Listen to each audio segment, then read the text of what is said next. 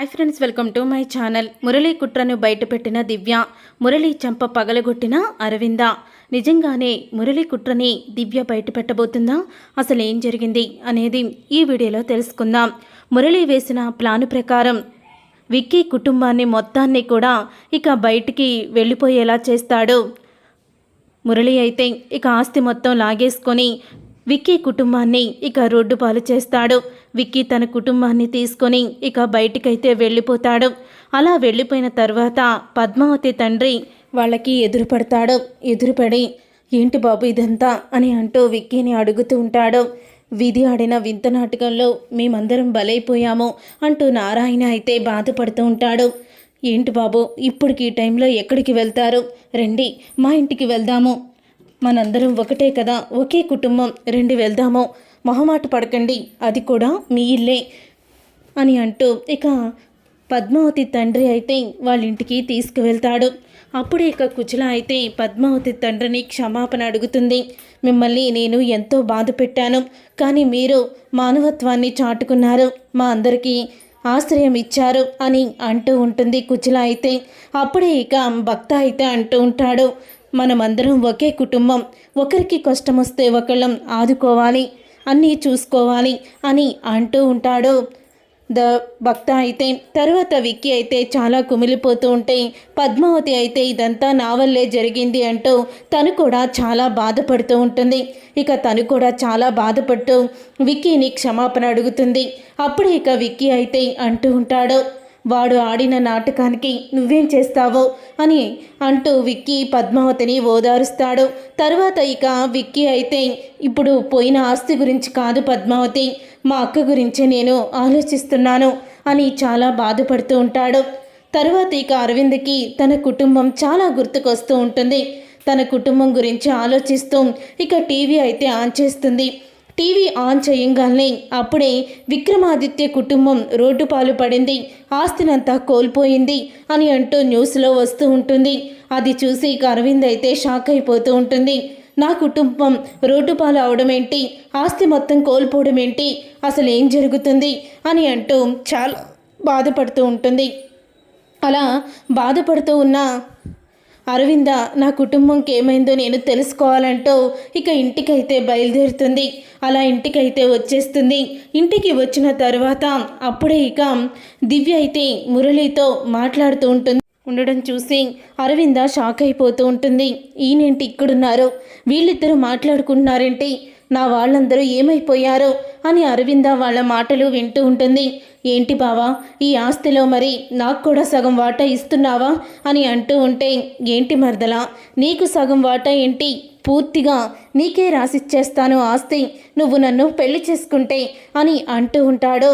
మురళి అయితే ఏంటి నేను నిన్ను పెళ్లి చేసుకోవడమా, అది జరగని పని అని దివ్య అంటూ ఉంటుంది. నాకేం తక్కువ అని మురళి అంటూ ఉంటే, నీకేం తక్కువ కాదు, అన్నీ ఎక్కువే, అయినా మా నాన్నని వీళ్ళు హింసించారని, వీళ్ళ కుటుంబం నాశనం అవ్వాలని, వాళ్ళ కుటుంబం నాశనం అవడానికి నువ్వు కూడా కోరుకుంటున్నావని నీతో చేతులు కలిపాను తప్ప నేను నిన్ను పెళ్లి చేసుకోవాలని కాదు.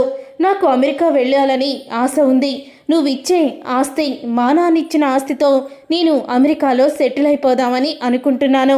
కాబట్టి నువ్వు నాకు సగం ఆస్తి ఇవ్వాల్సిందే, ఎందుకంటే నా కారణంగానే కదా నీకిప్పుడు ఆస్తి దక్కింది.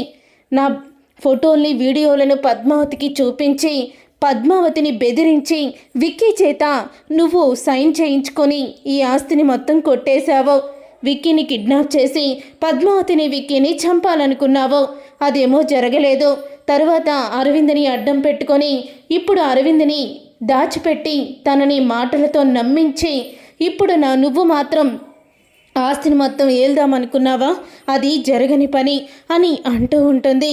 దివ్య అయితే ఇక దివ్య మాటలు విని అరవింద షాక్ అయిపోతూ ఉంటుంది.